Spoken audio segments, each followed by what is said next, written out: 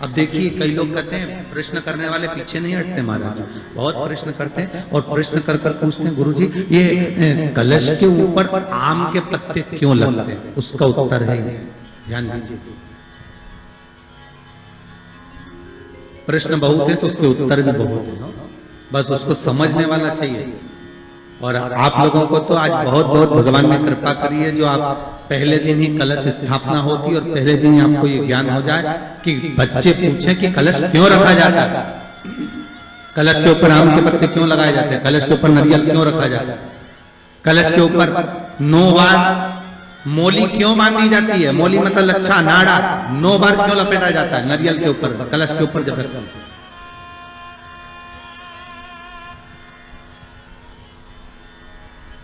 कलश के ऊपर जब जब श्रीफल रखाता है, नारियल रखाता है, तो उस पर 5 बार 7 बार मोली नहीं लपेटी जाएगी, तो 9 ही बार लपेटी जाएगी। 5 या 7 बार लपेटते हैं तो कहते हैं कि लक्ष्मी की छिन्नता होती है, और वो 9 बार लपेटी जाती है तो भरपूर लक्ष्मी का भंडार भरती है। क्यों क्यों कहते हैं उसे?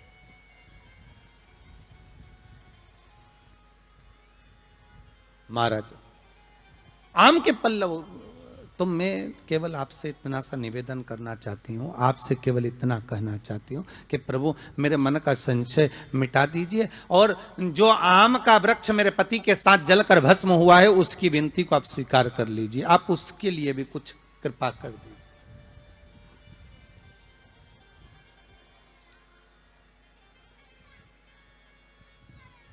इसी को कृपा कहते हैं, इसी को करुणा कहते हैं, इसी को दया कहते। भगवान बोले अब आप आई हो रती, ठीक है मांगो क्या चाहिए, बस इतनी कृपा कर दीजिए कि आम के वृक्ष का भी उद्धार कर दो।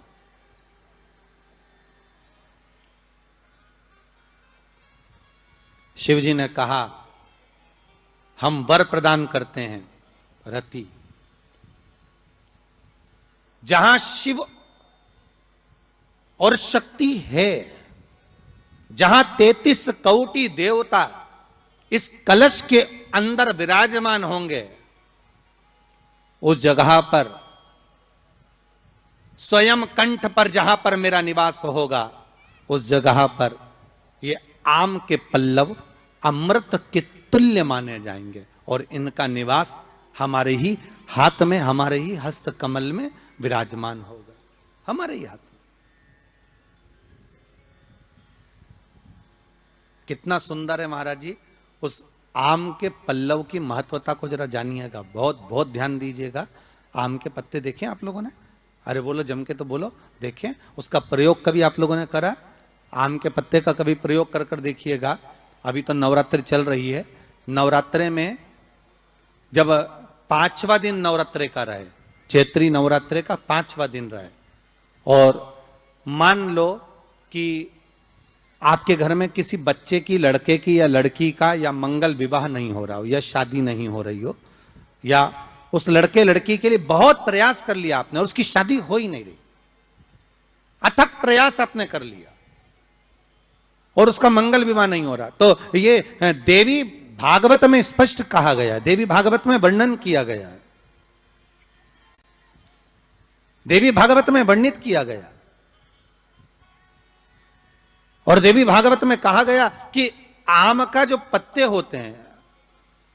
आम का जो पत्ता होता है, आम का जो पल्लव होता है, उस आम के पत्ते पर हल्दी और सिंदूर,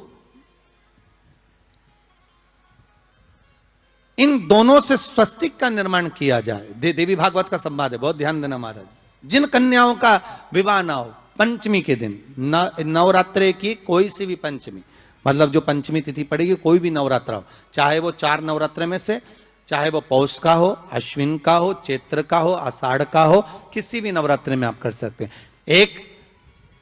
पान के पत्ते पर, एक ही पत्ते पर जो 2 स्वस्तिक बनेंगे, एक हल्दी का बनेगा, एक सिंदूर का बनेगा। बस अंतर इतना है, जो हल्दी का स्वस्तिक है उस पर कंकु के चावल अर्थात रौली के चावल, रोली कुंकू के चावल रखना है, और जो सिंदूर का है उस पे हल्दी के चावल रखना। इतना रखकर जिस लड़का लड़की का विवाह नहीं होता उसकी हथेली पर रखकर उसका नाम और गोत्र बोलकर महाराज उसको ले जाकर नीम के पेड़ के नीचे उसको रख दिया जाता है। मात्र 3.5 या 4 महीने ऐसे रहते हैं जिसके अंदर उस लड़का लड़की का विवाह पक्का हो जाता है। जिसका विवाह नहीं होता केवल उसी के लिए,